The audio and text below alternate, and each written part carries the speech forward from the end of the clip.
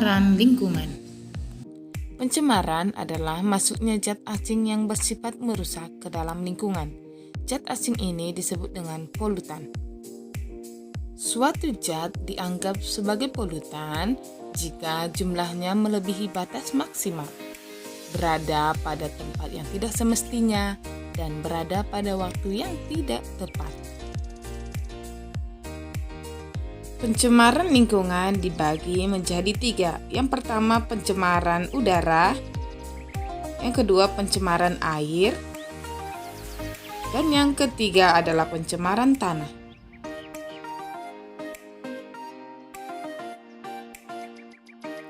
Satu, pencemaran udara.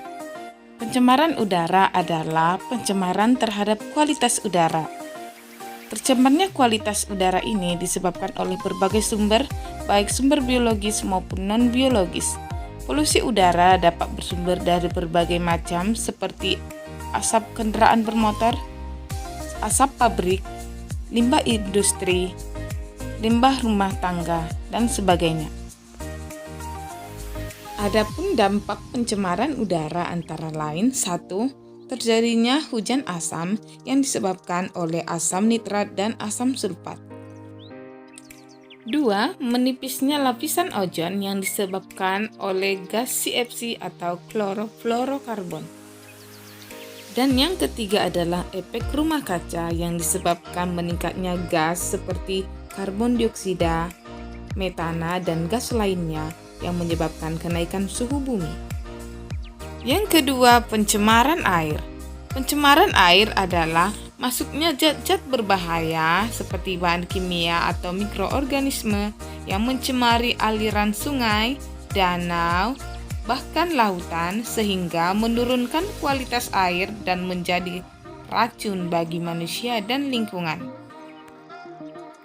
Pencemaran air ditandai dengan berubahnya keasaman atau pH air, dan berubahnya rasa, bau, serta warna air. Pencemaran air disebabkan oleh adanya limbah rumah tangga, limbah industri atau pabrik, dan limbah pertanian. Aktivitas manusia dapat menghasilkan limbah rumah tangga yang berupa deterjen, sabun, besi, aluminium, kaca, plastik, bahkan kaleng yang dibuang ke aliran sungai, sehingga menyebabkan aliran sungai, laut menjadi tercemar. Limbah industri biasanya menghasilkan limbah berupa raksa, timbal, dan kadmium.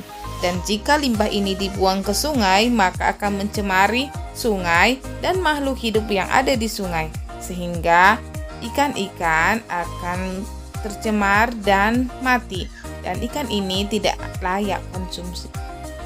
Yang ketiga, pencemaran tanah. Pencemaran tanah yaitu tercemarnya tanah akibat adanya polutan atau kontaminan yang dapat berasal dari aktivitas manusia maupun alam yang menyebabkan gangguan kesehatan manusia dan terganggunya ekosistem. Pencemaran tanah dapat disebabkan oleh adanya limbah domestik, limbah industri, dan limbah pertanian. Limbah domestik berasal dari aktivitas rumah tangga, perkantoran, sekolah, bahkan pasar. Limbah domestik dapat berupa cairan berupa sabun, deterjen, dan minyak, dan berupa padatan seperti kertas, pakaian, botol, besi, dan lain-lain. Limbah industri dapat berupa limbah cair, limbah padat, dan limbah gas. Limbah pertanian. Tanah yang tercemar pupuk kimia akan menjadi lebih keras dan mikroorganisme di tanah akan mati sehingga pertumbuhan tanaman akan menjadi terganggu.